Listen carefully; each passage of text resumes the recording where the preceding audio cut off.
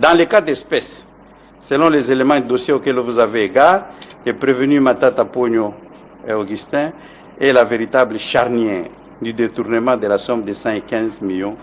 C'est lui qui a conçu et monté le projet, c'est lui qui a ordonné les paiements, c'est encore lui qui a choisi le troisième prévenu au mépris de la procédure. C'est encore lui qui est à la base de la création de la société FID Africa et du paiement des Cyclox. C'est le prévenu qui a prêté un concours.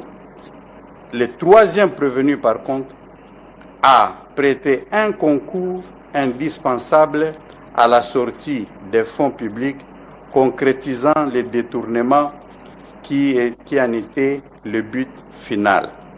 Il est donc au titre d'instigateur et d'organisateur, auteur intellectuel de détournement, et si c'est constitué des infractions mises à charge des prévenus étant réunis, requérons qu'il plaise à votre haute cour de dire, établi en fait comme en droit, les infractions de détournement de la somme de 15 de Christo Grobler Stéphanus et de détournement de la somme de 80 millions de dollars mis à charge de prévenus Matata, Pogno, Augustin et Mutombo, Mwananyembo, Deogracias.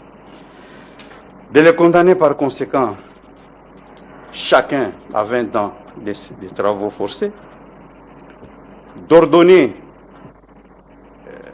leur arrestation immédiate, de condamner en outre les prévenus Matata Pogno Mapon Augustin et Mutombo Mwananyembo à l'interdiction des droits de vote et d'éligibilité après l'exécution de la peine pour 10 ans pour les premiers prévenus et 5 ans pour les deuxièmes prévenus. L'interdiction d'accès aux fonctions publiques.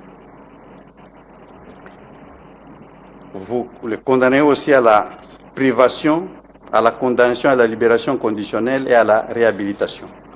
Vous ordonnerez l'expulsion définitive du territoire national après exécution de la peine du prévenu Christo Grobler Stéphanus. Condamnez chaque prévenu aux frais d'instance